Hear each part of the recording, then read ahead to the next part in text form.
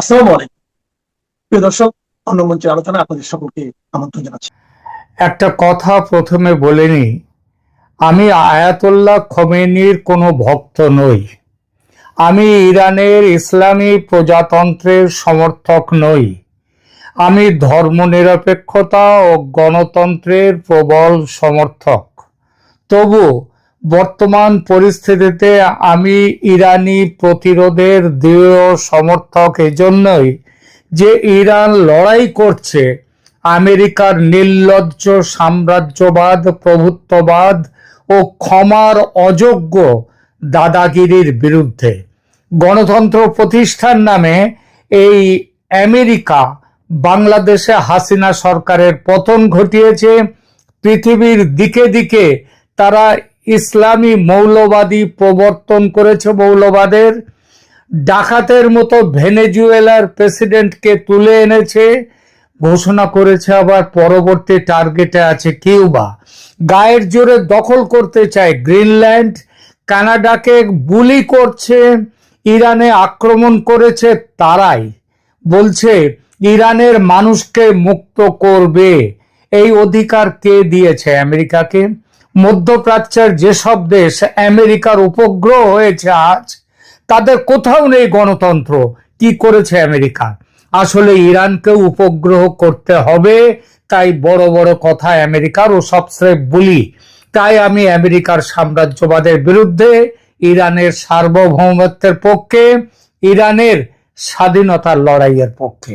এই কয়টি কথা বলে আসবো আজকের আলোচ্য বিষয়ে।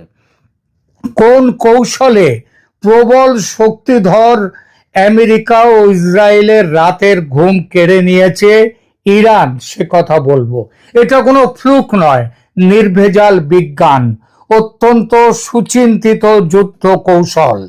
ইতিহাসে বিভিন্ন গেরিলা যুদ্ধ কৌশলের কথা আমরা পড়েছি। সেই গেরিলা কৌশলের আধুনিক রূপ ইরানের এই যুদ্ধ কৌশল। গেরিলা যুদ্ধের মূল কথা হলো শত্রুর চোখে ধুলো দিয়ে তার অজান্তে এমন ভাবে ঝাঁপিয়ে পড়া যে শত্রু বুঝতেই পারে না কোথা থেকে কিভাবে আক্রমণ আসছে। ইরান তার আজকের যুদ্ধ পরিকল্পনা এই কথাটি মাথায় রেখে তৈরি করেছে তার অস্ত্র ভান্ডার। এই অস্ত্র ভান্ডারের মূল সম্পদ ইরানের ড্রোন এবং মিসাইল ক্ষেপণাস্ত্র। এই স্ক্রিপ্টে আমরা ইরানের বাজেট যুদ্ধ কৌশল, ড্রোনের প্রযুক্তির পেছনের বিজ্ঞান, সহজ বিজ্ঞান এবং এর মোকাবিলায় আমেরিকার দামি ডিফেন্স সিস্টেমের যে অসহায়ত্ব, সেই অসহায়ত্বকে তুলে ধরব। প্রিয় দর্শক, কল্পনা করুন আপনি বিশ্বের সবচেয়ে শক্তিশালী সেনাবাহিনী। আপনার কাছে আছে কোটি কোটি ডলারের রাডার, স্যাটেলাইট আর অত্যাধুনিক মিসাইল সিস্টেম। কিন্তু হঠাৎ একদিন দেখলেন আপনার এই বিশাল আয়োজনকে বৃদ্ধাঙ্গুলি দেখিয়ে আকাশপথে ধেয়ে আসছে কাঠ আর ফাইবার গ্লাসের তৈরি কিছু সস্তা যন্ত্র, যে যন্ত্রটির দাম হয়তো আপনার একটি আইফোনের চেয়েও কম। হ্যাঁ, কাঠ এবং ফাইবার গ্লাসে, এমনকি কাগজে তৈরি সস্তা মিসাইল। ঠিক এটাই ঘটেছে মধ্যপ্রাচ্যের রণক্ষেত্রে। গত কয়েক দশকে ইরানের ওপর অজস্র অর্থনৈতিক নিষেধাজ্ঞা দেয়া হয়েছে। বলা হয়েছে তারা কোনো প্রযুক্তি বা পার্টস কিনতে পারবে না পৃথিবীর কোনো দেশ থেকে। কিন্তু ইরান কি করলো? তারা আধুনিক প্রযুক্তির পেছনে না ছুটে ব্যবহার করলো তাদের কমন সেন্স। কাঠ, কাগজ আর ফাইবার গ্লাস দিয়ে তৈরি তারা এমন এক ড্রোন ও মিসাইল বাহিনী তৈরি করেছে যা এখন আমেরিকা আর ইসরায়েলের রাতের ঘুম কেড়ে নিয়েছে। আজকের পর্বে আমরা বিশ্লেষণ করব ইরানের এই অপ্রতিসম যুদ্ধ কৌশল বা অ্যাসিমেট্রিক ওয়ারফেয়ার নিয়ে। লো টেক যখন হাইটেককে হারায়, আপনি যদি মনে করেন আধুনিক যুদ্ধে কেবল মেটাল বা ধাতব বস্তুই শ্রেষ্ঠ, তবে আপনি ভুল। ইরান তাদের ড্রোনে মেটালের বদলে ব্যবহার করেছে ফাইবার গ্লাস, কার্বন ফাইবার এবং শক্ত করা কাগজ। Resin হার্ডেন্ড paper.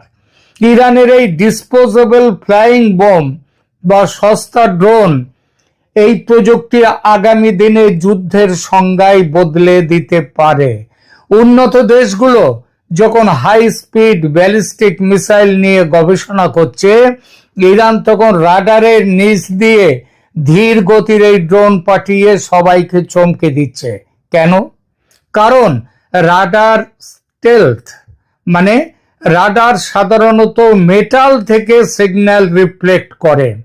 কাঠ বা কাগজ থেকে সিগন্যাল রিফ্লেকশন প্রায় হয় না বললেই চলে। ফলে কোটি টাকার, কোটি ডলারের রাডারের কাছে এই মিলিয়ন ডলারের ড্রোনগুলো অদৃশ্য বা কখনো ছোট কোনো পাখির মতো মনে হয়। দ্বিতীয়ত, এই ড্রোনগুলোর হালকা ওজন। যেহেতু এগুলো ওজনে খুব হালকা, তাই সাধারণ মোপেড বা বাইসাইকেলের ইঞ্জিন দিয়েই এগুলোকে 1000 থেকে 2500 কিলোমিটার দূরে পাঠানো সম্ভব। তৃতীয়ত, নিষেধাজ্ঞা প্রুফ। আপনি ইরানের ওপর স্টিল বা উন্নত চিপ আমদানিতে নিষেধাজ্ঞা দিতে পারেন, কিন্তু কাঠ বা আঠা আমদানিতে নিষেধাজ্ঞা দেবেন কিভাবে? এগুলো তো যে কোনো হার্ডওয়্যার স্টোরেই পাওয়া যায়।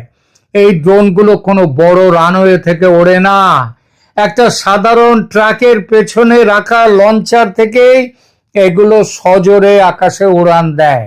ফলে শত্রুপক্ষ জানতেই পারে না যে ঠিক কোথা থেকে হামলাটি শুরু হয়েছে। ইরান প্রায় 50 ধরনের ড্রোন তৈরি করে।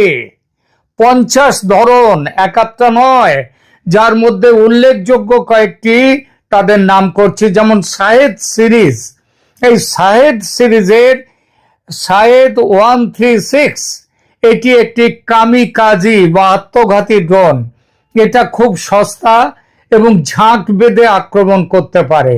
এরপরে আছে শাহেদ 129।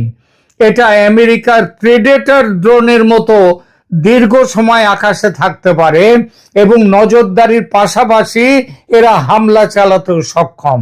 শাহেদ 191 এটা স্টেলথ প্রযুক্তি সম্পন্ন ড্রোন, মানে স্টেলথ মানে যা রাডারকে ফাঁকি দেয়। এরাও ওজনে খুব হালকা। এরপরে মোহাজের সিরিজ আছে, মোহাজর সিরিজ। এই মোহাজের সিরিজের মোহাজের 6 এটি ইরানের অন্যতম আধুনিক ড্রোন, যা নিখুঁতভাবে গাইডেড বোমা হামলা চালাতে পারে। এরপরে আছে আবাবিল সিরিজ, আবাবিল 3 এবং আবাবিল 5। এরা মূলত নজরদারি এবং স্বল্প পাল্লার গোয়েন্দা তথ্য সংগ্রহের জন্য ব্যবহৃত হয়। এরপরে আরএস সিরিজ আছে, আরাস। এই আরাস সিরিজ হচ্ছে বিশ্বের অন্যতম দীর্ঘ পাল্লার আত্মঘাতী ড্রোন হিসেবে পরিচিত, যা প্রায় 2000 কিলোমিটার দূরে গিয়ে আঘাত করতে পারে। এছাড়া কারার সিরিজ আছে, এটা ইরানের প্রথম জেট চালিত ড্রোন, যা ইন্টারসেপ্টর হিসেবে অন্য ড্রোন বা বিমানকে ধ্বংস করে দিতে পারে এবং দিচ্ছে। এবার আসি অর্থনীতির গণিত প্রসঙ্গে। যুদ্ধের ময়দানে এখন কে বেশি শক্তিশালী সেটা বড় কথা নয়, বড় কথা হলো কে কতদিন যুদ্ধ চালাবার ক্ষমতা রাখে, মানে কার পকেট আগে খালি হয়। ইরানের এক একটি ড্রোনের খরচ মাত্র 20 থেকে 50,000 ডলার, অর্থাৎ একটা স্পোর্টস কারের চেয়েও কম দাম। কিন্তু এই ড্রোনটিকে যখন ইসরায়েলের আয়রন ডোম বা আমেরিকার প্যাট্রিয়ট মিসাইল দিয়ে ধ্বংস করা হয়, তখন সেই একটি ইন্টারসেপ্টর মিসাইলের দাম পড়ে প্রায় 3 থেকে 5 মিলিয়ন ডলার, অর্থাৎ প্রায় 30 থেকে 50 কোটি টাকা, 50 কোটি ডলার। একটু হিসাব করে দেখুন, ইরান যদি 100টি ড্রোন পাঠায় তার খরচ মাত্র 20 লাখ ডলার। আর সেই 100টি ড্রোন ঠেকাতে আমেরিকার যে ইন্টারসেপ্টর, তার খরচ হয় প্রায় 30 কোটি ডলার। 20 লাখ ডলারকে সামলাতে 30 কোটি ডলার। এই যে বিশাল অর্থনৈতিক ফারাক, এটাই হলো ইরানের আসল চাল। তারা জানে তারা হয়তো সামনাসামনি যুদ্ধে আমেরিকার সমান শক্তিশালী নয়, কিন্তু তারা আমেরিকাকে অর্থনৈতিকভাবে ক্লান্ত করে দিতে সক্ষম। একেই বলে কস্ট এফেক্টিভ ওয়ারফেয়ার। ড্রোনের পর আসা যাক ইরানের উদ্ভাবনী যে মিসাইল প্রযুক্তি, ইনোভেটিভ মিসাইল প্রযুক্তি যেটা, সেই প্রসঙ্গে। শুধু ড্রোন নয়, ইরানের মিসাইল বা ক্ষেপণাস্ত্র প্রযুক্তিও এখন অত্যন্ত উন্নত। ইরান যে বিষয়টিতে সবচেয়ে বেশি ইনোভেশন এনেছে তাহলে প্রিসিশন গাইডেড মিসাইল, অর্থাৎ নিখুঁত লক্ষ্যে গিয়ে আঘাত করে যে মিসাইল। ইরানের ক্ষেপণাস্ত্র বা মিসাইল কর্মসূচি শুধুমাত্র সংখ্যার দিক থেকেই বড় নয়, এটি অত্যন্ত ইনোভেটিভ বা উদ্ভাবনী। তাদের এই সাফল্যের পেছনে কাজ করছে তিনটি মূল স্তম্ভ। এক হচ্ছে কম দাম, তারপরে গতিশীলতা এবং ভূগর্ভে সেগুলোকে গুছিয়ে রাখার কৌশল। প্রথমে ওদের বলি নিখুঁত লক্ষ্যভেদের কথা। আগে ইরানের ক্ষেপণাস্ত্রগুলো মূলত বিশাল এলাকা লক্ষ্য করে ছোড়া হতো, কিন্তু গত এক দশকে তারা তাদের ফাতে 110 এবং জোলফাগার সিরিজের ক্ষেপণাস্ত্রগুলোতে উন্নত জিপিএস সিস্টেম এবং অপটিক্যাল গাইডেন্স সিস্টেম যুক্ত করেছে। ফলে এগুলো এখন কয়েকশো এমনকি কয়েক হাজার কিলোমিটার দূর থেকে কোনো একটি নির্দিষ্ট ভবনের জানলায় গিয়ে কোন জানলায় গিয়ে আঘাত করবে সেই সক্ষমতাও ইরান ঠিক করে ফেলেছে। আর এইসব মিসাইল তারা গোপনে গুছিয়ে রাখার পদ্ধতিটাও দুর্দান্ত পদ্ধতি তৈরি করেছে। মাটির নিচে লুকোনো শহর। ইরান পাহাড়ের শত শত ফুট নিচে বিশাল বিশাল টানেল তৈরি করে সেখানে মিসাইল সাজিয়ে রেখেছে।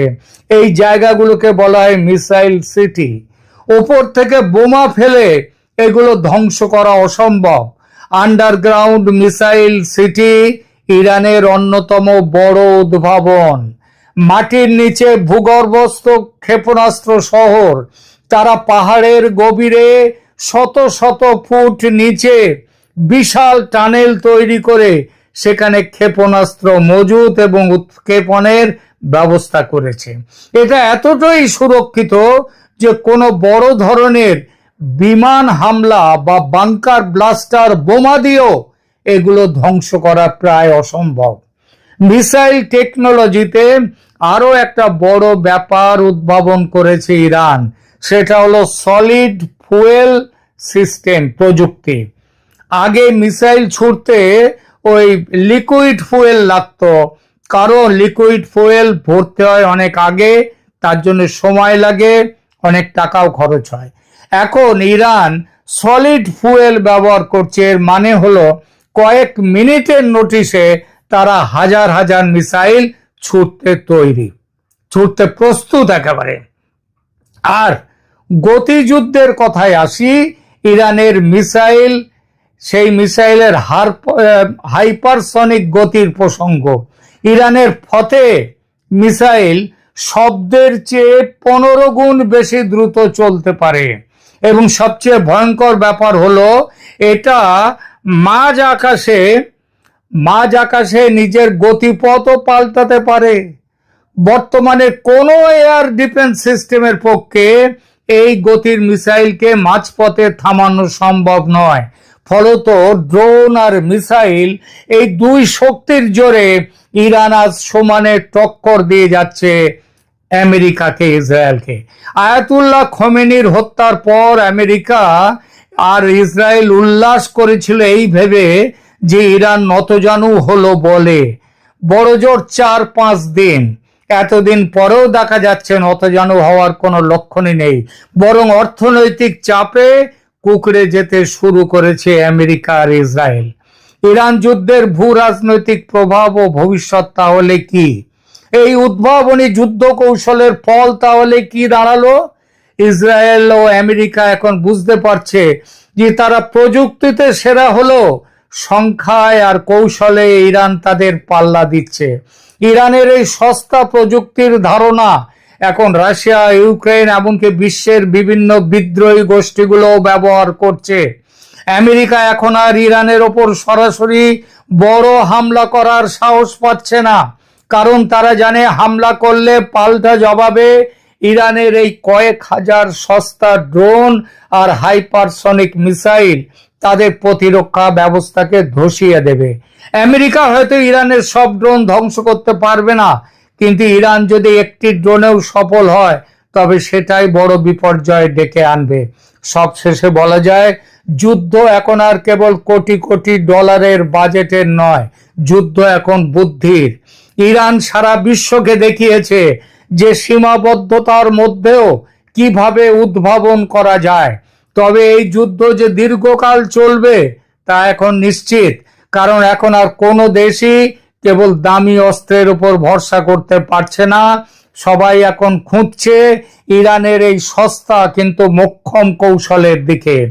আমেরিকা রণক্ষেত্রে না হারলেও অর্থনীতির লড়াইয়ে পিছিয়ে পড়তে শুরু করেছে। এটি একটি দীর্ঘমেয়াদী ক্ষয়িষ্ণু যুদ্ধ, যেখানে পকেট আগে যার খালি হবে সে হারবে। এরই সঙ্গে ইরান শুরু করেছে ছায়া যুদ্ধ, প্রক্সি ওয়ার। সরাসরি যুদ্ধে না গিয়ে তাদের প্রক্সি যেমন হিজবুল্লাহ, হুতি এবং আরো অনেকেই এবং ড্রোন প্রযুক্তির মাধ্যমে যুদ্ধকে ইসরায়েলের দোরগোড়ায় নিয়ে গেছে। আমেরিকা সরাসরি আক্রমণ করলে পুরো মধ্যপ্রাচ্য অস্থিতিশীল হওয়ার ঝুঁকি থাকে, আবার আক্রমণ না করলে ইরানের প্রভাব বাড়তেই থাকে। এই যে শ্যাম রাখি না কুল রাখি অবস্থা, এটাই ইসরায়েল ও আমেরিকার দুশ্চিন্তার মূল কারণ।